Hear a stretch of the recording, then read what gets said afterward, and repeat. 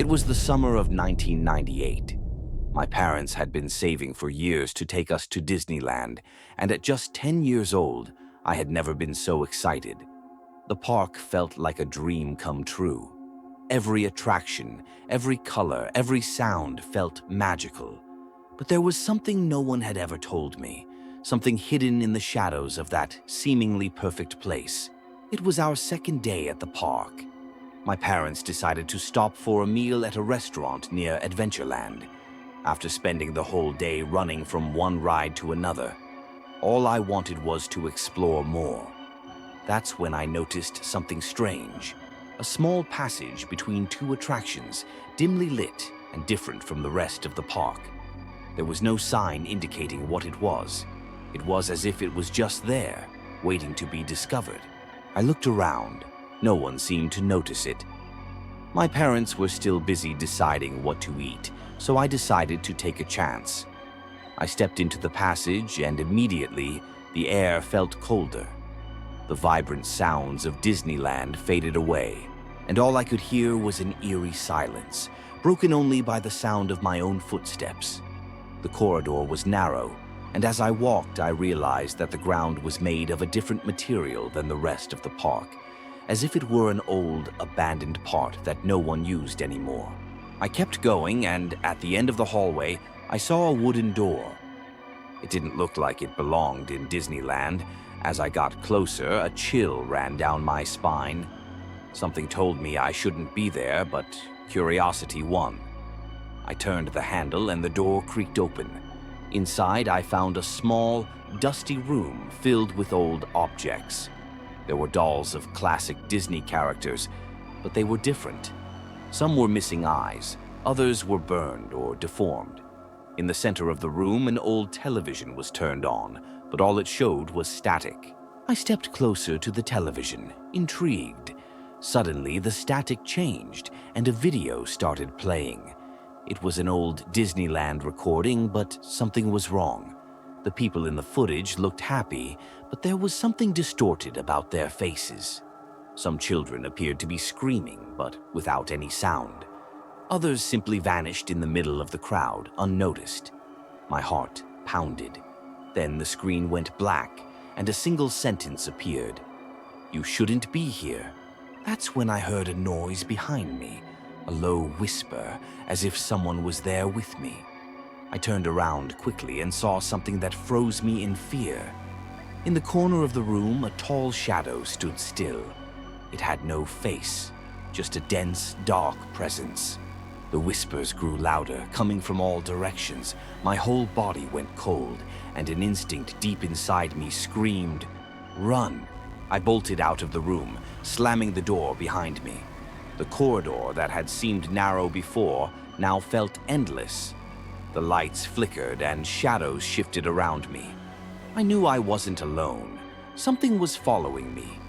Footsteps echoed down the hallway, but when I looked back, I saw nothing.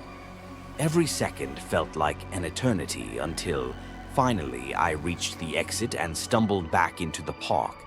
But something felt off. The park looked the same, but I could feel it. Something was different. The people walked around as usual, but they seemed slightly out of focus, like an illusion. I tried to tell my parents, but they didn't believe me. I led them to the passage, but it was gone. The space between the attractions was solid, as if nothing had ever been there. I insisted that I had gone inside, but they just laughed and said I must have imagined it all. But I knew I hadn't. I could still feel that lingering cold, that invisible gaze watching me. Years passed and I never went back to Disneyland. But something inside me never forgot that day. I started researching and found strange reports. People who also felt something was wrong in the park. Some talked about places that appeared and disappeared, attractions that no longer existed, but that some swore they had visited. The scariest part, I found an account from a former Disneyland employee who claimed that in the 1950s, certain areas of the park were suddenly shut down after unexplained disappearances. Places that simply vanished from maps, but that every now and then someone stumbled upon by accident. To this day, whenever I see pictures of Disneyland, I feel like something is still watching me. And every time someone mentions finding a strange place in the park, my heart races. Because I know I'm not crazy. That place exists. It just doesn't want to be found. But sometimes it lets someone in. And not everyone who enters gets to leave. And you? Do you still think Disneyland is the happiest place on Earth? Or are there secrets that should never be uncovered? I tried to forget. I told myself it was just my imagination, a childhood nightmare that had lingered for too long. But the more I ignored it, the more the memories clawed their way back. It wasn't just a dream. It wasn't just in my head. The signs started small, fleeting glimpses of shadows where there shouldn't be any, the sensation of being watched even in my own home. I would wake up in the middle of the night with whispers in my ears, unintelligible but eerily familiar. Then the emails started. At first, they seemed like spam, blank messages with no subject, no sender. Then, one night, I received an attachment, a single image. It was grainy and dark, but I knew exactly what it was.